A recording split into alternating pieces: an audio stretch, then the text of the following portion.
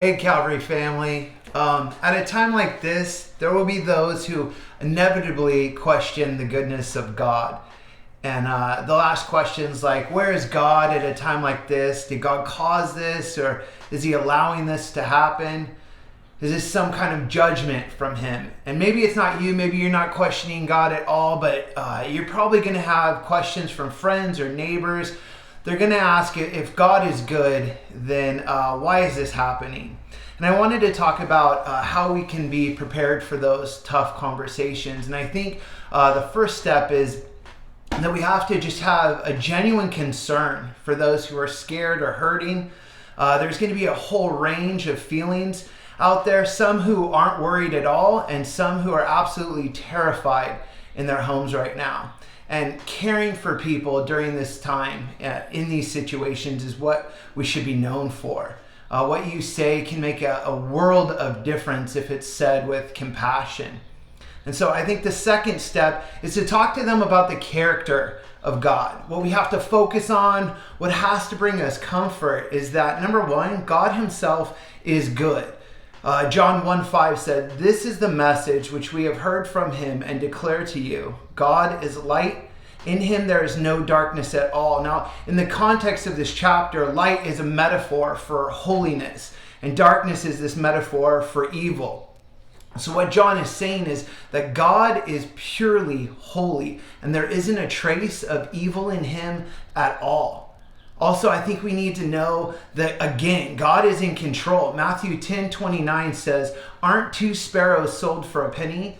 Not one of them will fall to the ground without your Father's permission." Meaning, even the lowest value things still fall under his control.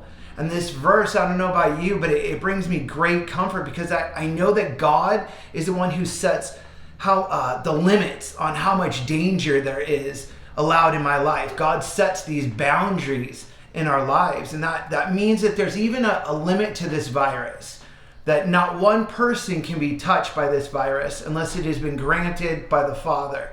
And also that there's a stopping point with this virus where God has set this boundary, and he said, you can affect this many and no more, or you can go this far and no more. It brings me great comfort to know that God has his hand in this whole entire situation. But there are going to be some who say, if God is good and God is in control, then why is all of this happening? And even more, how come there's evil in the world, and addressing that? And this is where I think we need to break down what God causes and what God allows.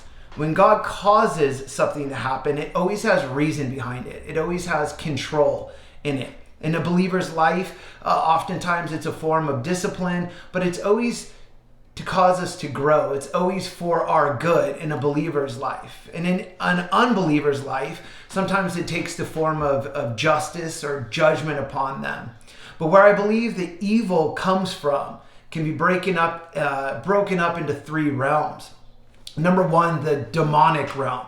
Right? 1 Peter 5:8 says, "Your adversary, the devil, walks about like a roaring lion, seeking whom he may devour." He's seeking to do evil. That's all he does. He's the accuser of the brethren. He's walking around on a daily basis seeking to do evil. Luke 22:31, Jesus said, "Simon, Satan has asked to sift each of you like wheat, but I have prayed for you, Simon, that your faith will not fail."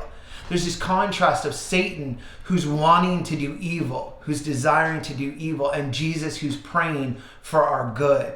Number two, I think there's evil in the human realm. Micah 2:1 says, "Woe to those who devise wickedness and work evil on their beds. When the morning dawns, they perform it because it's in the power of their hand." Some people just do evil because they can. It's just in them. It's part of their nature to do evil. You look at wars and things like that, a lot of times it's just because they could, or governments withholding aid from certain people just because they can. Romans 3:10-18 says, "As it is written, none is righteous, no, not one. Not one understands, not one seeks God. All have turned aside.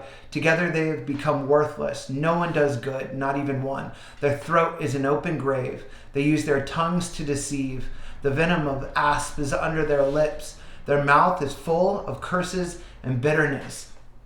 seems to be the human nature a lot. And sometimes we don't see sin for what it is, but it's affecting all of us. It's totally deprived everything in us. And lastly, I think nature can be a huge source of evil. Genesis 3, nature is corrupted in the fall. Nature is violent. You look at earthquakes and tsunamis and tornadoes.